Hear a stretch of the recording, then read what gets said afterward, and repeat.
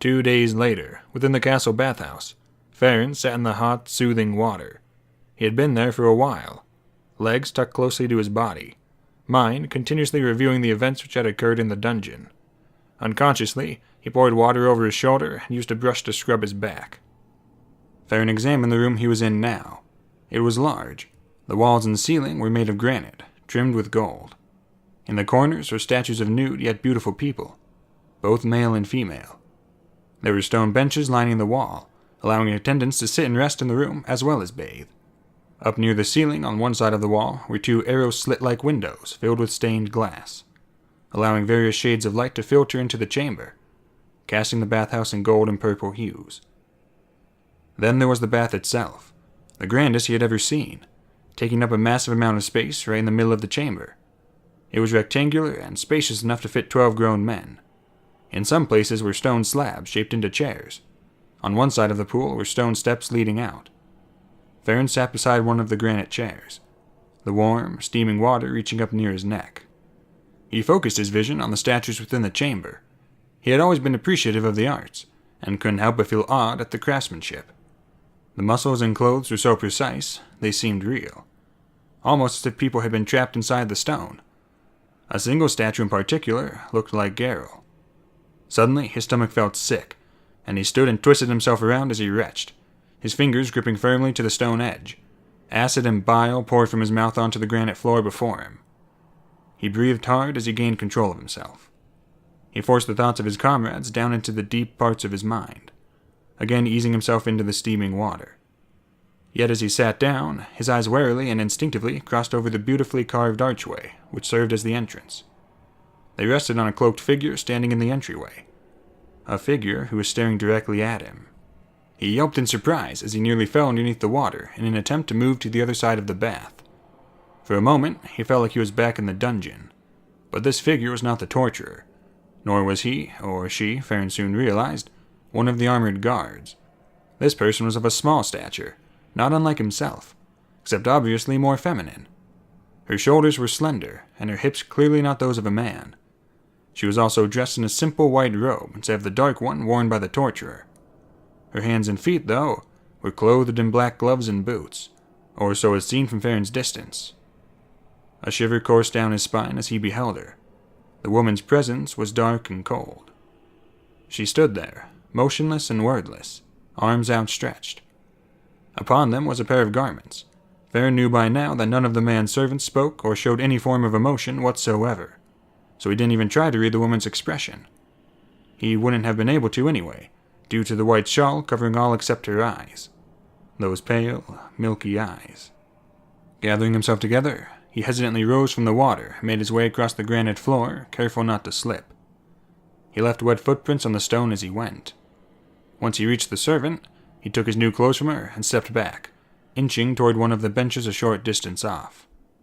Only when he was up close to her did he see she was not wearing gloves or boots, but that the black color was actually her flesh, the bare skin of her naked hands and feet.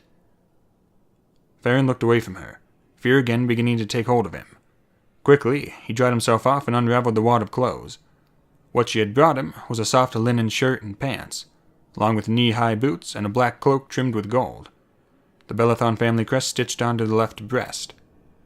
He took a moment to examine the 2 roaring lions standing on either side of Grecia's holy symbol, a circle interconnected with 4 leaf-like shapes coming off the top, bottom, and both sides. Above the lions were 2 crossing swords. It had once been a symbol respected by the other kingdoms of Grecia. Now, it was simply the crest of a dead house and kingdom.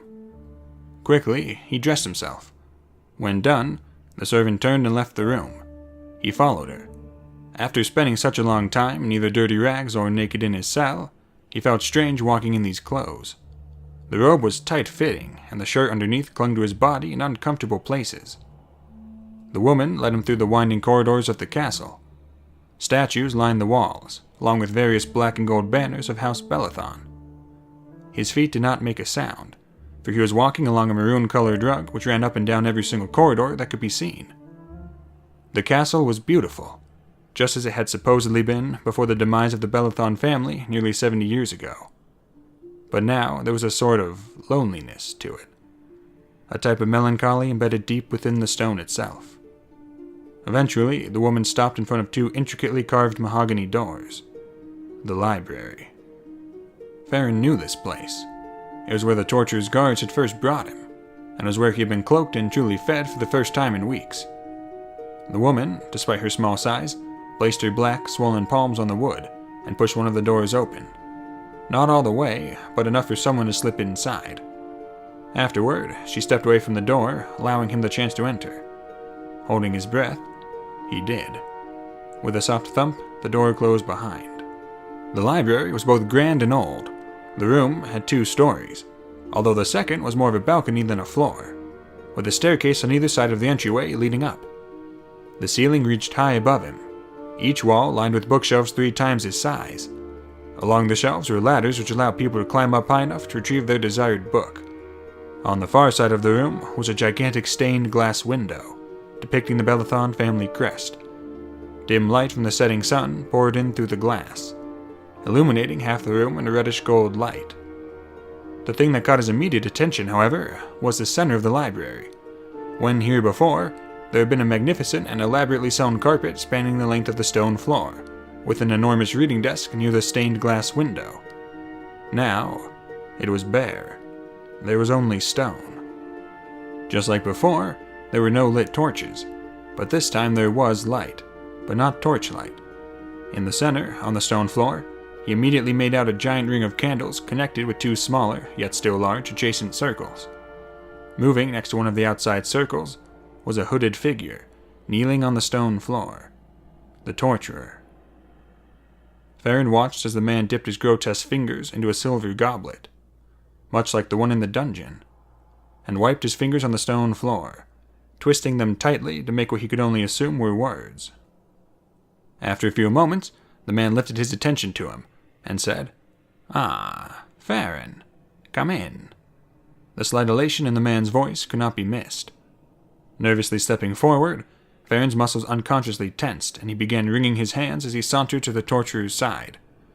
As he came within close proximity to the candles, he was able to see the man was indeed using some kind of dark, shiny ink to smear letters onto the smooth stone floor, although Farron was unable to read the language. It was elegant and foreign. He watched as the man finished the last of the markings. The ink shone bright as the candlelight flickered against the smooth, dark surface of the newly drawn letters. As he stood, he placed his fingers inside his mouth and sucked off the liquid, noticeably enjoying the taste of whatever it was. "My sweet Farron," the man purred.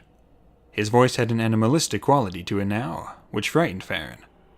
"I am glad you are here. Did you enjoy your rest and bath?" Farron now knew not to wait too long to answer the torturer's questions. He was a man that liked to be responded to quickly and directly.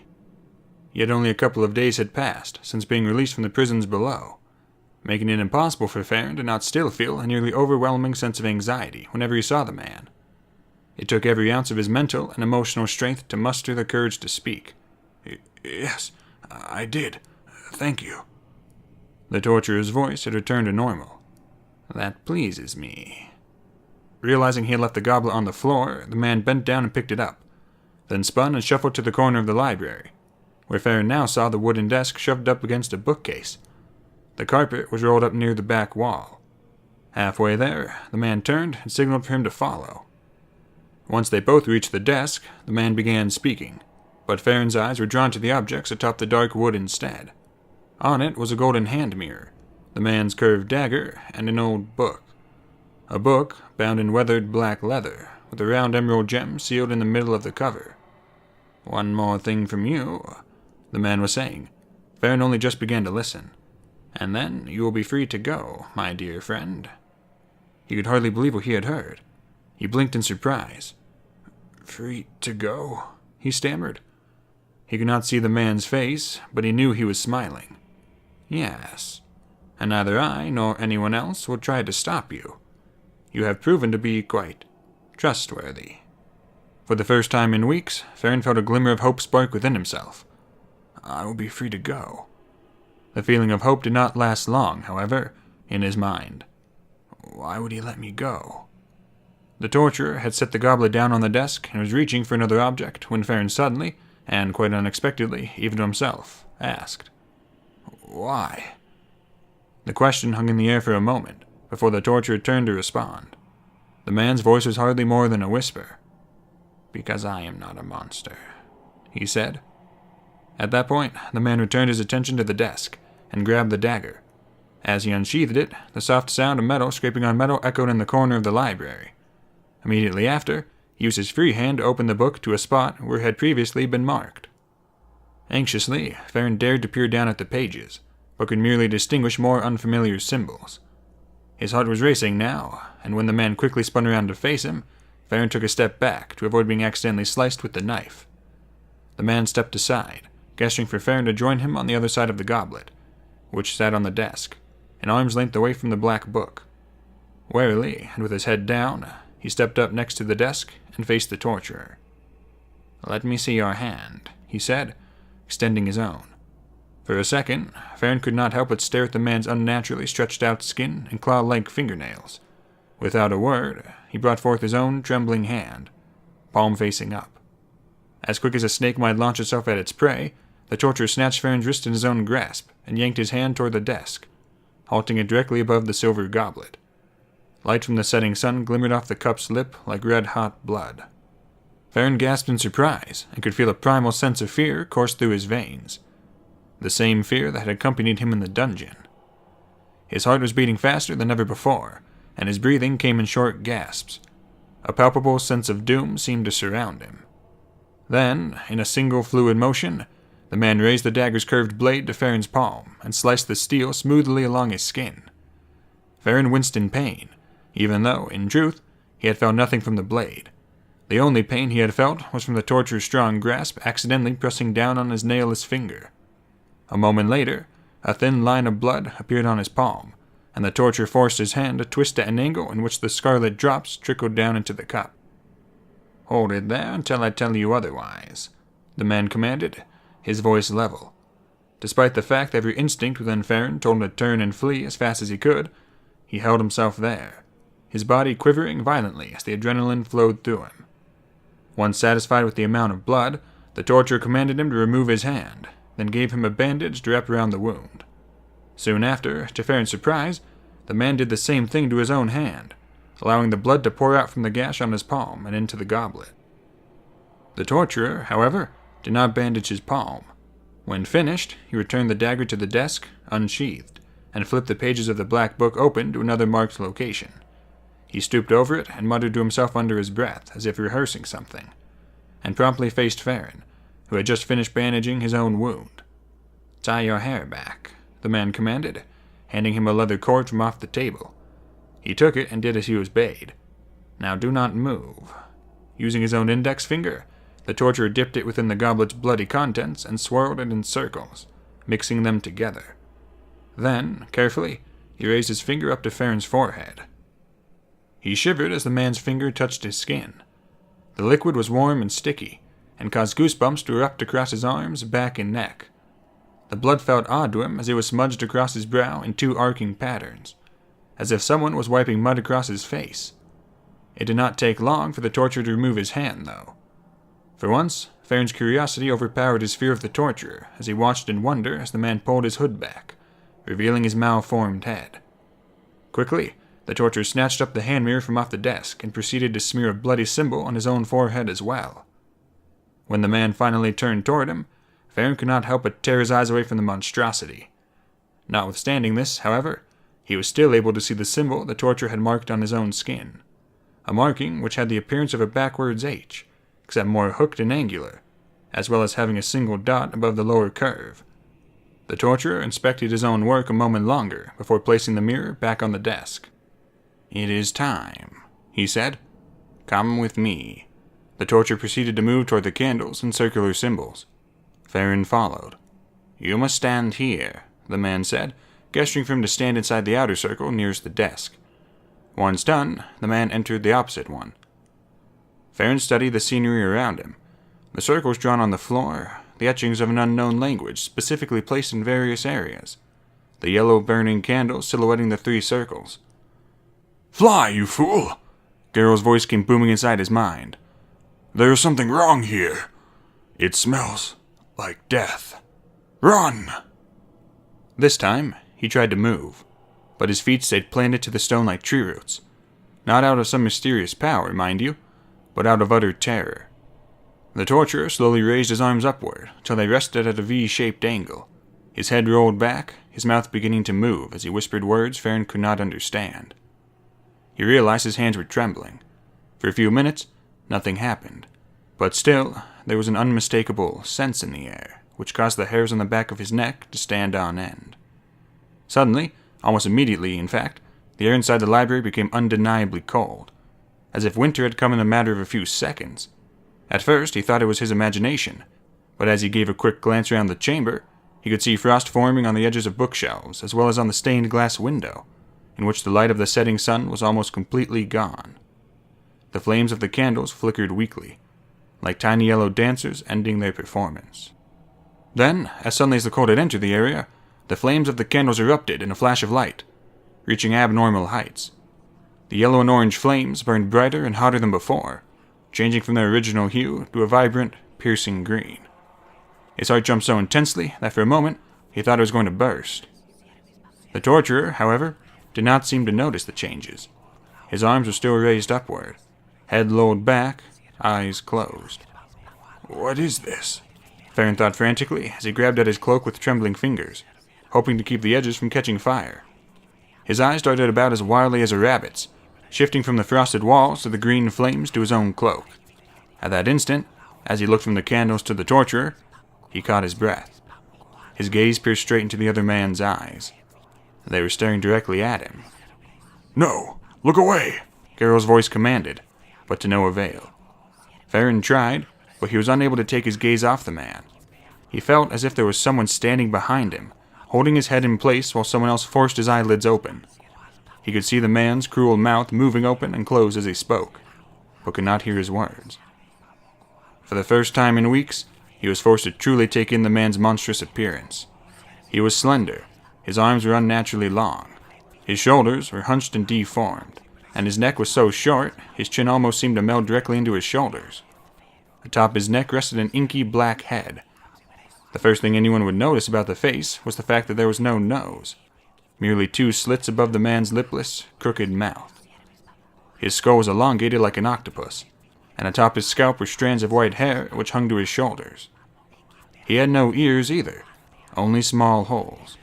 His eyes, though, were the most inhuman part about him. The whites were instead a golden yellow, with black, rectangular pupils similar to a sheep's, and they bulged out of his skull.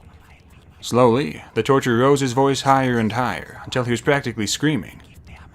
As his words grew in volume, a burning sensation began to grow on Farron's forehead, in the exact location of the man's marking. He tried to scream, but the sound never came out. He desperately desired to reach up and stop the searing pain, but his limbs did not move, nor did any other part of his body. Panic welled inside him. Still, the man's voice rose and rose and rose. "Selbis pamo goalvu," the torturer chanted. "Egif deama good febu." With each word, the man's voice seemed more powerful, and as his volume grew, the burning on Farron's brow intensified, until he felt like someone were shoving his forehead into a pile of coals. "Selbis pamo goalvu, egif deama good febu.